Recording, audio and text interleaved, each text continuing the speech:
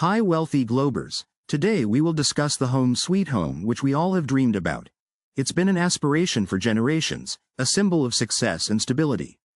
But for many of us, this dream is starting to feel like an impossible goal. Today we will break down the real reasons why buying a home in America today is out of reach, not just in terms of house prices, but the broader, systemic issues that keep pushing this dream farther away. Let's start with the most glaring issue: the rising cost of homes. In 1980, the median home price in the U.S. was $47,200. By 2024, that number has increased to about $430,000. That's an increase of over 800%. In some of the country's most popular housing markets, like New York, San Francisco, and Los Angeles, the average home price is well over $1 million. But here's where it gets even more concerning. It's not just the price of homes going up, it's the rate at which it's happening. Over the past decade, the cost of a home has increased by more than 50% in some major U.S. cities.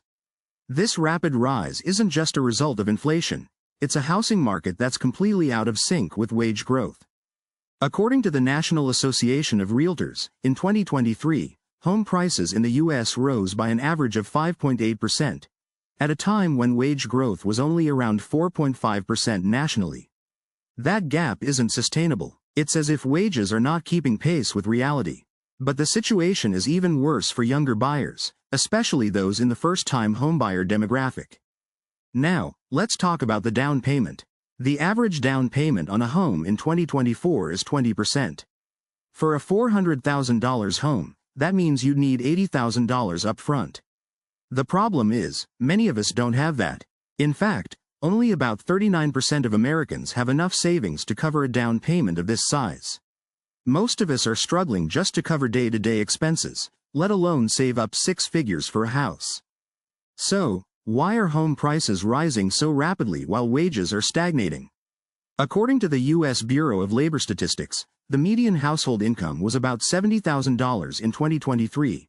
Far below the median home price of $430,000.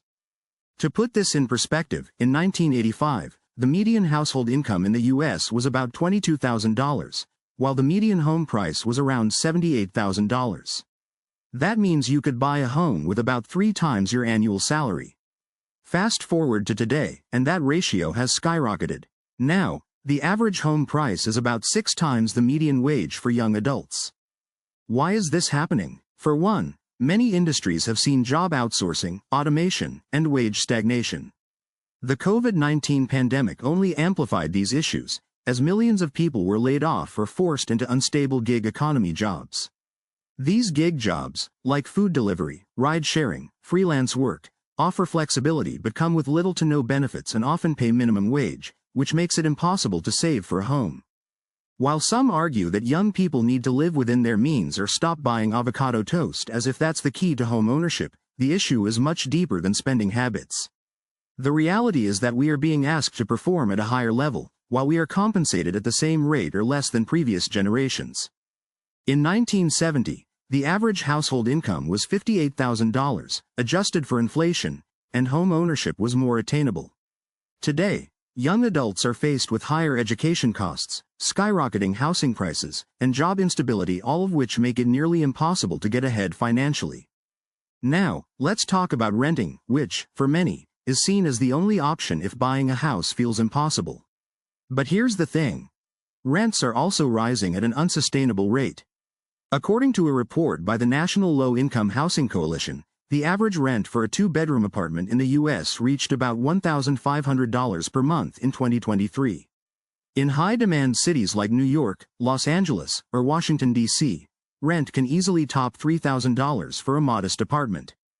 Rents have increased by about 7% per year since 2015, but wages haven't even come close to matching that rate. While home prices and rent prices have soared, income levels remain relatively stagnant. The result is that a growing number of young people are forced to live paycheck to paycheck, with little opportunity to save for a down payment or even consider long-term financial goals like buying a home. Here's a staggering statistic. According to a recent survey by Apartment List, nearly 60% of renters in the U.S. report that they spend more than 30% of their income on rent, a figure that's considered unaffordable by experts. For many in the 18 to 30 age range, this means that a huge chunk of our income is going toward rent, leaving very little for savings or investing in the future. Rising rent prices are not just about urban areas either. Even smaller cities and suburban areas, once considered affordable, have seen rent increases of up to 15% in just 1 year.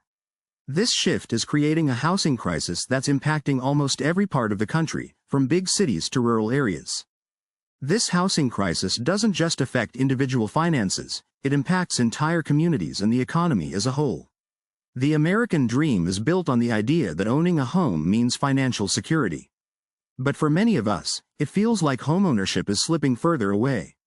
The reality is that many younger Americans are now forced to delay major life decisions, like starting a family or pursuing further education, because they can't afford to make long-term financial commitments like a mortgage. A survey conducted by the National Association of Realtors found that more than 50% of millennial renters feel that they will never be able to afford to buy a home. This not only affects personal aspirations but also has larger economic consequences, as the housing market is a major driver of the U.S. economy. As this crisis worsens, we also see the widening wealth gap. Home ownership has historically been a means of wealth building for families, but if younger generations can't buy homes, they miss out on this opportunity. While the housing crisis feels overwhelming, there are concrete actions we can take, both individually and collectively, to improve the situation. First and foremost, we must become advocates for policy changes at the local, state, and national levels. As young people, we have the power to vote, organize, and make our voices heard.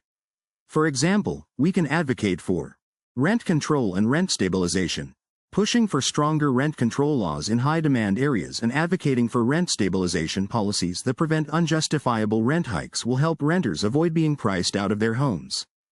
Affordable housing investments.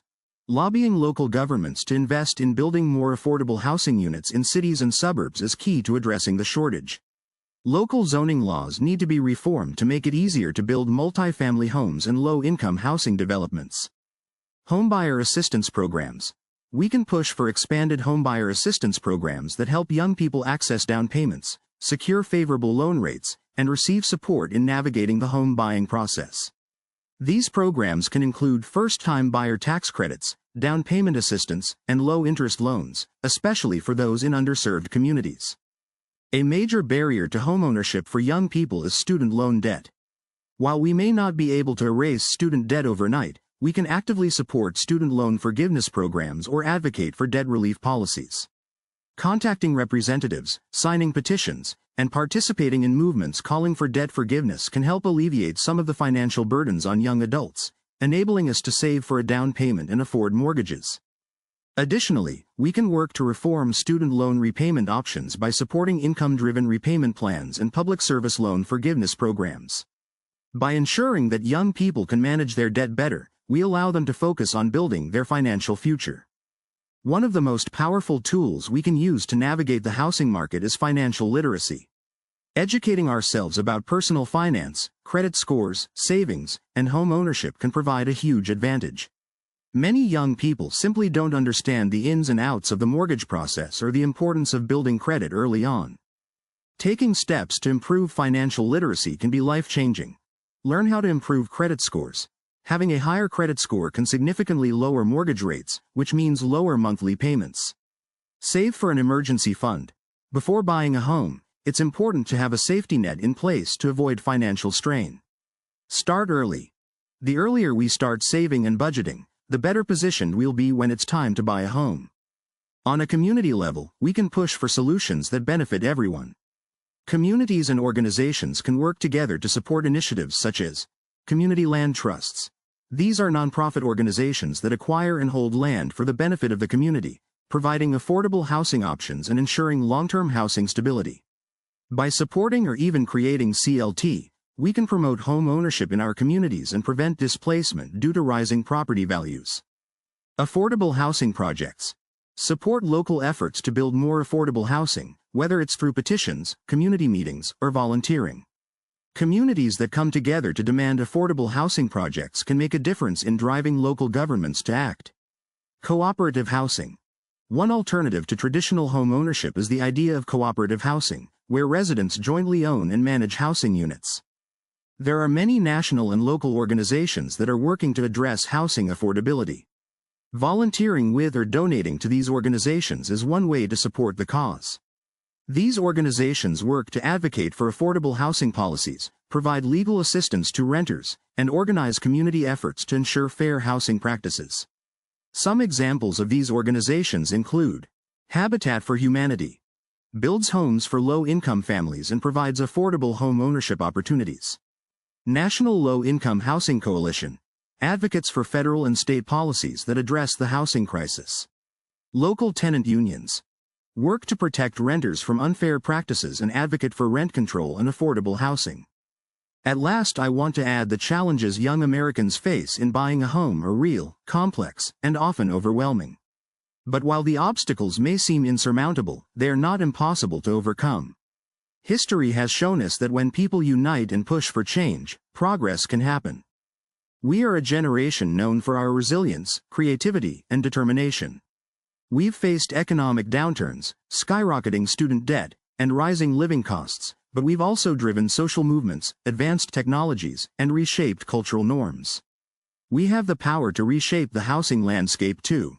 By staying informed, getting involved, and demanding change from policymakers, we can advocate for a housing market that works for everyone, not just the wealthy few. We can build a future where affordable housing is not just a privilege but a basic right. Remember that change doesn't happen overnight. It happens when people like you and me refuse to accept the status quo and work toward a better, fairer system. Every conversation, every vote, and every act of advocacy counts. Most importantly, don't lose hope. The dream of owning a home is still worth fighting for. Together, we can create a future where home ownership is within reach not just for a few, but for all. So this was all on housing crisis. Consider subscribing for more such content.